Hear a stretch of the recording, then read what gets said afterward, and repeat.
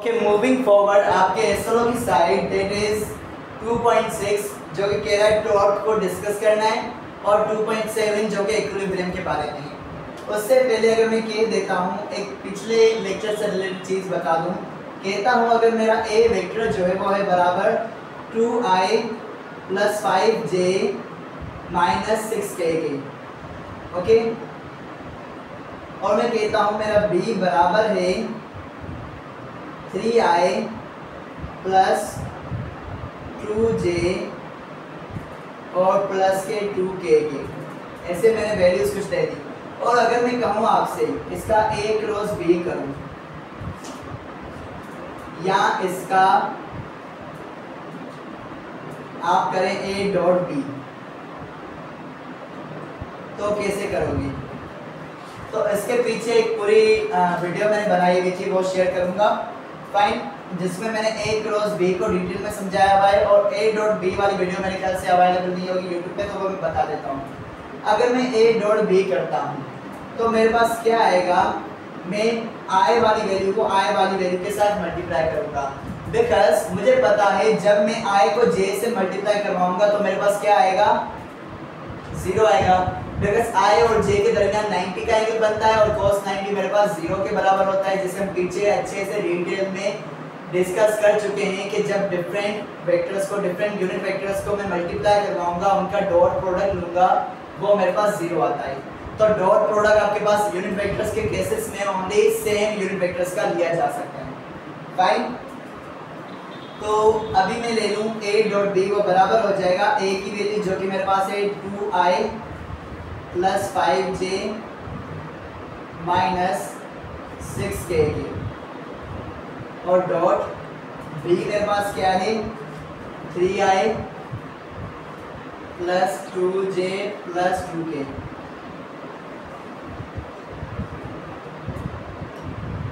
Okay, तो यहाँ पे डॉट प्रोडक्ट में सिंपली ये करना होगा, 2i को मल्टीप्लाई करोगे 3i, मतलब i वाली वैल्यू को i के साथ, j वाली वैल्यू को j वाली वैल्यू के साथ मल्टीप्लाई करोगे, और सिमिलरली k वाली को k वाली वैल्यू के साथ मल्टीप्लाई करवाओगे। तो a डॉट b करोगे तो आपके पास ये बराबर आएगा 2 × 3 यानी कि 6i, ओके,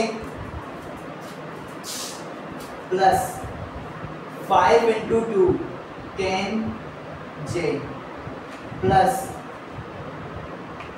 j का भी स्क्वायर, i का भी स्क्वायर है यहाँ पे, बिकॉज 2 3 6, i × i का स्क्वायर, प्लस कर लेते हैं, प्लस 5 2 10 10, j × j का स्क्वायर, माइनस प्लस माइनस 6 2 12 और k का स्क्वायर, सही है। और मुझे पता है i की वैल्यू बने, j की वैल्यू भी बने और k की वैल्यू भी बने, बिकॉज यूनिट वेक्टर्स है, फाइन। तो i डॉट j आपने किया तो आपके पास वैल्यू आ गई a डॉट b की 6 1 6 प्लस 10 1 10, 6 + 10 16, 16 - 12 1 12, यानी कि 16 - 12, तो आपके पास a डॉट b की जो वैल्यू आ रही है वो 4 आ रही है। और मुझे पता है a डॉट b जब करूँगा तो मुझे एक स्केलर क्वांटिटी मिलेगी, तो यहाँ पे मुझे एक स्केलर वैल्यू मिल रही है, इसकी कोई डायरेक्शन नहीं है, सिर्फ मैग्नीट्यूड है, fine. So this is your a dot b का प्रोडक्ट, इन केस अगर आपको इस तरह से वैल्यूज दी जाएं। और a क्रॉस b वाले को थोड़ा मैंने डिटेल में बताया हुआ है एक और वीडियो में, जो कि मैं आपके लिए अवेलेबल कर दूंगा, पब्लिक कर दूंगा या प्राइवेटली शेयर कर दूंगा। अब मूव करते हैं main topic of this video की साइड, दैट इज 2.6 टॉर्क के बारे में। टॉर्क आपके पास क्या होता है, तो देखिए टॉर्क, इसको हमने 9th में भी पढ़ा था, इसे हम नॉर्मली क्या कहते हैं, रोटेटिंग इफेक्ट ऑफ फोर्स। तो एक तो इस तरह से बताते हैं, रोटेटिंग इफेक्ट ऑफ फोर्स, यानी कि फोर्स के एग्जर्ट करने पे रोटेटिंग इफेक्ट प्रोड्यूस हो तो हम कहते हैं टॉर्क प्रोड्यूस हो रहा है, तो इसे कहते हैं rotating effect of force, fine. और उसके अलावा इसकी एक आपके पास डेफिनेशन होती है, जो कि है आपके पास टॉर्क बराबर होता है R इंटू एफ के, और यहाँ पे मैंने वेक्टर्स की फॉर्म में लिखा हुआ है, तो आई होप आप लोग इस एबल होंगे कि ये आप डिटरमाइन कर पा रहे हैं कि कौन सा प्रोडक्ट है। क्रॉस यूज हुआ हुआ है, यानी कि यहाँ पे क्रॉस प्रोडक्ट है, यानी कि वेक्टर प्रोडक्ट है। तो मतलब जब आपने R को F के साथ मल्टीप्लाई करवाया, आपके पास टॉर्क प्रोड्यूस हो गया। इसे हम लिख सकते हैं R into F sine theta. Okay, ये आपके पास टॉर्क की दूसरी डेफिनेशन को आप यहाँ से बना सकते हो। आप कह सकते हो कि टॉर्क क्या होता है, टॉर्क इज द वेक्टर या cross product of moment arm. अब ये मोमेंट आर्म क्या होता है, आर को हम मोमेंट आर्म कहते हैं। Okay, moment arm and force. अब देखो फोर्स का तो हमें पता है फोर्स क्या होती है, मोमेंट आर्म को हमें समझना है। तो देख लेते हैं हम यहाँ पे, सपोज करते हैं मैं हैंडल बना रहा हूँ एक, ये आपके एक एक्सिस है, जैसे सपोज कर लेते हैं ये डोर पे लगा हुआ हैंडल है, तो ये आपके पास एक्सिस है। अगर आप यहाँ से ऊपर नीचे करोगे तो ये क्या होगा, रोटेट होगा। फाइन, तो इसको मैं क्या कहूँगा, एक्सिस ऑफ रोटेशन। फाइन, और दूसरा पॉइंट, मैं फोर्स कहाँ पे लगा रहा हूँ, सपोज करते हैं मैं यहाँ पे फोर्स लगा रहा हूँ। ओके, तो ये मेरी जो पॉइंट होगा इसे मैं कहूँगा line of action of force. जिस पॉइंट पे मैं फोर्स लगाता हूँ उस पॉइंट को मैं क्या कहता हूँ, line of action of force. Fine,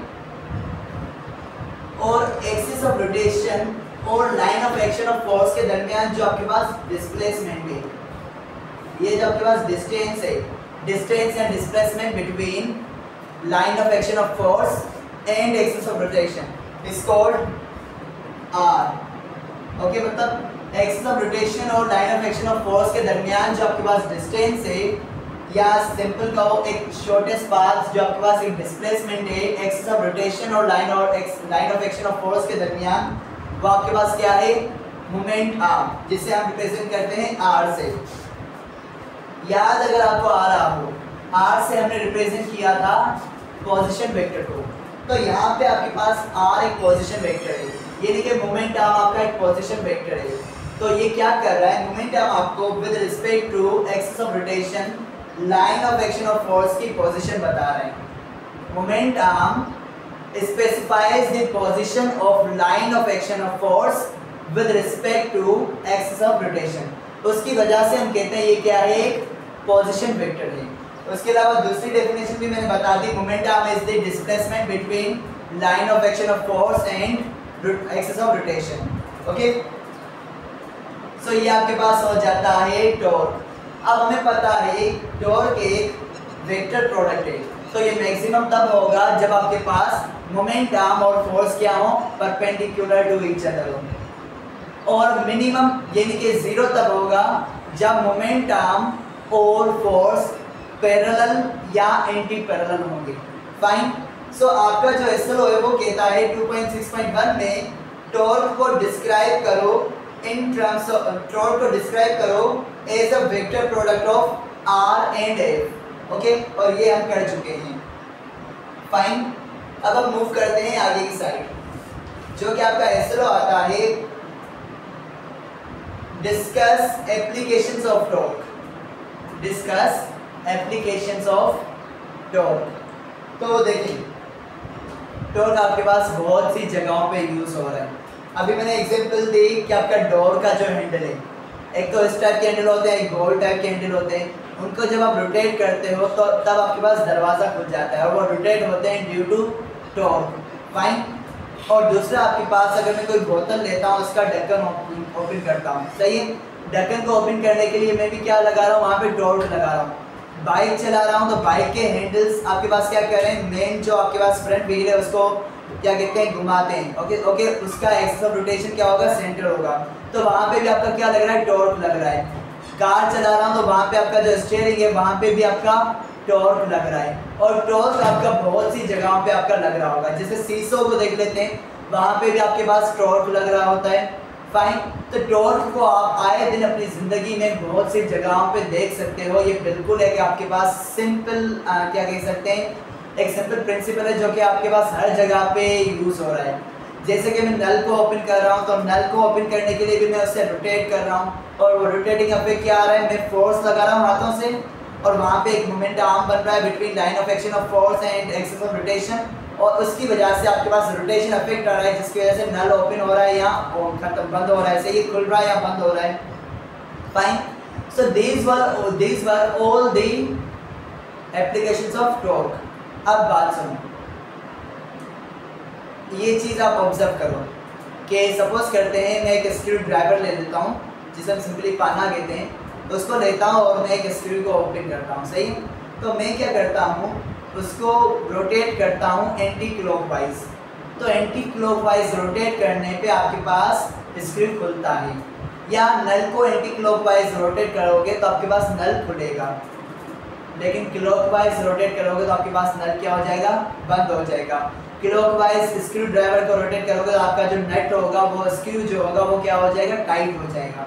fine, तो नॉर्मली ओपन करने के लिए आपके पास एक्सिस ऑफ नॉर्मली ओपन करने के लिए या बाहर की साइड मूव करवाने के लिए टॉर्क की डायरेक्शन जेड डायरेक्शन में होती है, और जेड डायरेक्शन में जब भी आपके पास टॉर्क की डायरेक्शन होती है, तब आपके पास आप जो मूव कर रहे होते हो अपना राइट, आपका जो क्या कहते हैं राइट हैंड रूल को यूज़ कर रहे होते हो, या आप कोई भी रोड क्या कहते हैं मोशन कर रहे होते हो, वो क्या होता है, एंटी क्लॉकवाइज होता है। फाइन, तो ओपन करने के लिए या जेड एक्सिस में टॉर्क की डायरेक्शन तब होती है जब आपके पास मोशन एंटी क्लॉकवाइज होता है आपके पास, यानी कि कर्लिंग ऑफ योर फिंगर्स आपके पास एंटी क्लॉकवाइज होती है। इसको अगर मैं थोड़ा यहाँ पे उस वे में बता दूँ, हमने पढ़ा था ना कि ए बी वेक्टर है, ये ए है और बी है, और अगर मैं ए क्रॉस बी करता हूँ, फाइन, तो मैं क्या करता हूँ, ए पे हाथ रखता हूँ और बी की तरफ मूव करता हूँ, तो ए से बी की तरफ मूव कर रहा हूँ, तो देखो मेरे कर्लिंग ऑफ फिंगर्स मेरी क्या है, एंटी क्लॉकवाइज है। और जब भी curling of my fingers would be anti clockwise, तब मेरे पास जो न्यू वेक्टर आएगा, जो कि इस केस में मैंने सी लिया था, वो मेरा सी वेक्टर जो आएगा वो क्या होगा, आउटवर्ड डायरेक्शन में होगा। और जब भी मेरी curling of my fingers would be clockwise, ये देख सकते हो क्लॉकवाइज कर्लिंग है, जब भी क्लॉकवाइज कर्लिंग होगी तब मेरे पास जो न्यू वेक्टर आएगा उसकी डायरेक्शन क्या होगी, इनवर्ड होगी, ये नहीं कि वो होगी जेड माइनस जेड एक्सिस की डायरेक्शन में। फाइन, तो एंटी क्लॉकवाइज और क्लॉकवाइज रोटेशन या कर्लिंग के थ्रू भी मैंने आपको टॉर्क को समझा दिया। यहाँ पे आपका 2.6 जो एसएलओ है वो हो जाता है कंप्लीटली क्लियर। अब आपके पास आता है 2.7, वो कहता है कि इक्विलिब्रियम ऑफ फोर्सेस को हमें डिस्कस करना है, और 2.7.1 में कह रहा है डिफाइन करो इक्विलिब्रियम को और इक्विलिब्रियम की टाइप्स को डिफाइन करो, सही है। तो पहली चीज़ इक्विलिब्रियम, ये लफ्ज़ सुन के ही हमारे जहन में नाम आ जाता है बैलेंस का, स्टेबिलिटी का। जहाँ पे बैलेंस हो, जहाँ पे स्टेबिलिटी हो, वहाँ पे हम कहते हैं वो चीज़ क्या है, इक्विलिब्रियम है। सो equilibrium is the state of balance या स्टेट ऑफ स्टेबिलिटी। ओके, इसको डिफाइन करने के लिए हम इसकी कंडीशंस का भी सहारा लेते हैं, जो कि आपका नेक्स्ट लेसन होगी, सही है। अब बात करते हैं टाइप्स की भी, और साथ ही साथ में इसके दो एसएलओ को एक साथ लेके चलूँगा और एक ही साथ कंप्लीट करने वाला हूँ। तो देखो 2.7.1 में कह रहा है डिफाइन करो इक्विलिब्रियम को और उसकी टाइप्स को। 2.7.2 में कह रहा है डिस्क्राइब करो first and second conditions of equilibrium को, एंड उनको डिस्क्राइब करने के लिए हमें डेली लाइफ एग्जांपल्स को लेना है। तो डेली लाइफ एग्जांपल्स में ले लेता हूँ यहाँ पे कुछ इस तरह से कि मेरे पास एक बॉक्स है, यहाँ से फोर्स F1 एग्जर्ट हो रही है, यहाँ से F2 एग्जर्ट हो रही है, यहाँ से F3 एग्जर्ट हो रही है, और यहाँ से F4 एग्जर्ट हो रही है।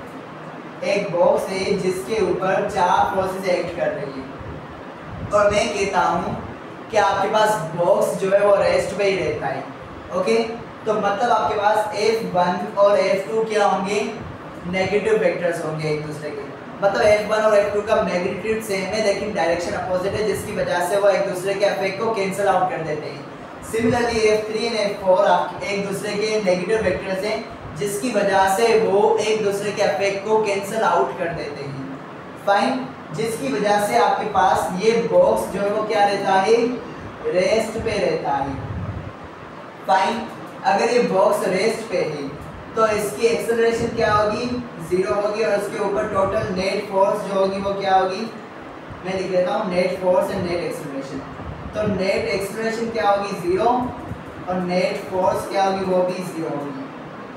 फाइन, और ये बॉक्स आपके पास अभी रेस्ट पे है। दूसरी एग्जांपल ले लेते हैं, एक टेस्ट ट्यूब लेते हैं, उसमें एक लिक्विड है।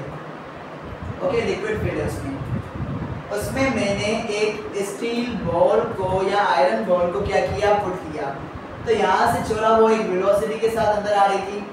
फाइन, लेकिन जैसे ही इस बॉल ने इस फ्लूइड के अंदर क्या कहते हैं एंटर किया, जैसे ही वो इस फ्लूइड के अंदर गई तो फ्लूइड की डेंसिटी या फ्लूइड की फ्रिक्शनल फोर्सेस की वजह से इस बॉल की जो वेलोसिटी है वो कांस्टेंट हो गई। यानी कि जब ये बॉल यहाँ पे पहुंचा तो यहाँ पे पहुंचने के बाद वो नीचे तो मूव कर रहा है लेकिन कांस्टेंट वेलोसिटी के साथ मूव कर रहा है। कांस्टेंट वेलोसिटी यानी कि आपके पास इस बॉल की इनिशियल वेलोसिटी और फाइनल वेलोसिटी क्या है, बराबर है। और अगर मैं इसका चेंज इन वेलोसिटी लूंगा वो क्या आएगा, 0 आएगा। ओके, और मुझे पता है मेरी एक्सेलरेशन बराबर होती है change in velocity over time के। चेंज इन वेलोसिटी 0 है तो मेरे पास एक्सेलरेशन ऑफ दिस बॉल क्या होगी, 0 होगी, बिकॉज कांस्टेंट वेलोसिटी पे एक्सेलरेशन 0 है। एक्सेलरेशन 0 होती है तो फोर्स भी क्या होगी, 0 होगी। फाइन, अगर यूनिट्स लगाना चाहो मीटर्स पर सेकंड स्क्वायर, न्यूटन, मीटर्स पर second square and Newton. Fine, ये दो केसेस हमने देख लिए। अब थर्ड केस हम ले लेते हैं कि आपके पास एक सीसो है और यहां से आपके पास एक बंदा बैठा हुआ है और यहां से भी आपके पास एक बंदा बैठा हुआ है। फाइन, और मैं कहता हूं ये सीसो भी क्या है, पूरा बैलेंस्ड है। ओके, ना ही ये वाला बंदा ऊपर जा रहा है, ना ही ये वाला बंदा ऊपर जा रहा है, और ना ही ये वाला बंदा नीचे जा रहा है, ना ही ये वाला बंदा नीचे जा रहा है। मतलब अभी ये क्या है, बैलेंस में है, यानी कि इक्विलिब्रियम की कंडीशन में है। ओके, तो यहाँ पे भी आपके पास एक्सेलरेशन क्या है, 0। तो यहाँ पे देखो आपके पास ये सीसो है और सीसो अगर ये मूव करेगा तो इसमें आपके पास क्या आएगी, रोटेशन आएगी। तो रोटेशन की वजह से इसकी एक्सेलरेशन जो है वो क्या है, एक्सेलरेशन क्या होगी, एंगुलर एक्सेलरेशन, और इसकी एंगुलर एक्सेलरेशन आपकी यहाँ पे क्या हो सकती है, 0 होगी। फाइन, और अगर मैं देखूं तो अगर एंगुलर एक्सेलरेशन है तो यहाँ पे टॉर्क होगा, बिकॉज सीसो में टॉर्क होता है। बिकॉज यहाँ पे देखा जाए ये आपके पास एक्सिस ऑफ रोटेशन होगा, ये line of action of force होगा, और इनके दरमियान जो डिस्टेंस है वो आपके पास मोमेंट आर्म होगा, और मोमेंट आर्म और फोर्स को मल्टीप्लाई करूंगा तो मुझे टॉर्क मिलेगा। तो यहाँ पे देखो टॉर्क भी क्या है, 0 है। ओके, तो नेट टॉर्क और नेट एक्सेलरेशन या नेट एंगुलर एक्सेलरेशन वो क्या है, 0 है। फाइन, तो इन केसेस में देखें तो यहाँ पे भी आपके पास क्या है, रेस्ट की कंडीशन है, यहाँ पे आपके पास मोशन हो रहा है। अब ये मैंने इक्विलिब्रियम को जरा एक्सप्लेन किया है with some of the conditions या सम ऑफ द एग्जांपल्स जो कि हमारी डेली लाइफ में हम देखते हुए आ रहे हैं। यहाँ पे आपके पास फोर्स 0 है, यहाँ पे फोर्स 0 है। ओके, तो फर्स्ट कंडीशन ऑफ इक्विलिब्रियम आपके पास कहती है कि आपके पास अगर नेट फोर्स 0 न्यूटन हो तो आपके पास फर्स्ट कंडीशन ऑफ इक्विलिब्रियम क्या हो जाती है, सेटिस्फाई हो जाती है। और यहाँ पे भी फोर्स नेट फोर्स 0 है, यहाँ पे भी नेट फोर्स 0 है। तो यहाँ पे दोनों क्या कर रहे हैं, फर्स्ट कंडीशन ऑफ इक्विलिब्रियम को सेटिस्फाई कर रहे हैं। Repeating again, first condition of equilibrium states if net force acting on a body या acting on a system is equal to 0, then the body is said to be satisfying the first condition of equilibrium. Fine. मतलब first condition of equilibrium को satisfy करने के लिए net force का zero होना लाजमी है, और सेकंड कंडीशन को सेटिस्फाई करने के लिए आपके पास नेट टॉर्क का जीरो होना लाजमी है। तो ये सेकंड है आपके पास, और ये आपके पास क्या कहते हैं, फर्स्ट कंडीशन को सेटिस्फाई कर रहा है, और ये सेकंड कंडीशन ऑफ इक्विलिब्रियम को सेटिस्फाई कर रहा है। मतलब नेट टॉर्क आपके पास क्या होना चाहिए, जीरो होना चाहिए, 0 न्यूटन मीटर। ओके, तो अगर आपके पास नेट टॉर्क 0 न्यूटन मीटर है तो ये आपके पास सेकंड कंडीशन ऑफ इक्विलिब्रियम को सेटिस्फाई कर रहा है, और अगर नेट फोर्स इक्वल टू 0 है तो वो आपके पास फर्स्ट कंडीशन ऑफ इक्विलिब्रियम को सेटिस्फाई कर रहे हैं। तो first and second condition of equilibrium को हम डिस्कस कर चुके हैं यहाँ पे। अब बात आती है टाइप्स ऑफ इक्विलिब्रियम की। तो आपके पास बेसिकली दो टाइप्स आ रही हैं, एक है आपके पास स्टैटिक इक्विलिब्रियम, दूसरा है डायनामिक इक्विलिब्रियम। तो देखें, अगर स्टैटिक इक्विलिब्रियम को यहाँ पर लिख लेते हैं, स्टैटिक का मतलब क्या होता है, रेस्ट। ओके, अगर इक्विलिब्रियम में कोई चीज़ इक्विलिब्रियम में है और वो रेस्ट पे है तो आपके पास वो कौन सा इक्विलिब्रियम होगा, स्टैटिक इक्विलिब्रियम। ओके, तो स्टैटिक इक्विलिब्रियम आपके पास तब होता है जब आपके पास इक्विलिब्रियम में कोई बॉडी इक्विलिब्रियम में हो और रेस्ट पे हो। तो यहाँ पे इसमें देखो, अगर आपके पास ये एग्जांपल 1 है, ये एग्जांपल 2 है और ये एग्जांपल 3 है, तो आपके पास एग्जांपल 1 और एग्जांपल 3 ये दोनों कौन सी हैं, स्टैटिक इक्विलिब्रियम की एग्जांपल है। बिकॉज यहाँ पे बॉक्स आफ्टर ऑल क्या है, रेस्ट पे है। यहाँ पे आपके पास आफ्टर ऑल ये सीसो क्या है, रेस्ट पे है। तो आपके पास स्टैटिक इक्विलिब्रियम तब होता है जब आपके पास बॉडीज रेस्ट पे रहें। ओके, और ये आपके पास दूसरा इक्विलिब्रियम की टाइप आ जाती है डायनामिक इक्विलिब्रियम की, जिसमें आपके पास बॉडी मोशन में होती है लेकिन वो मोशन करती है with a constant velocity. Okay, तो डायनामिक इक्विलिब्रियम में आपके पास बॉडी इक्विलिब्रियम में होती है लेकिन वो मूव कर रही होती है विद अ कांस्टेंट वेलोसिटी।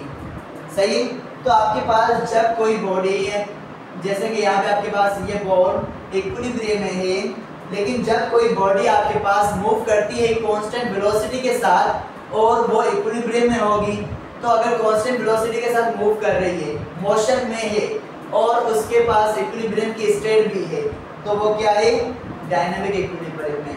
सही है। सो डायनामिक इक्विलिब्रियम की कंडीशन बॉडी मोशन में होनी चाहिए और इक्विलिब्रियम में होनी चाहिए। स्टैटिक इक्विलिब्रियम की कंडीशन के बॉडी रेस्ट पे होनी चाहिए और इक्विलिब्रियम में होनी चाहिए। विद दिस आपका एसओ नंबर 2.7 जो है वो हो जाता है कंप्लीट। ओके, और आपका जो चैप्टर नंबर 2 है वो भी हो जाता है complete. Thank you so much.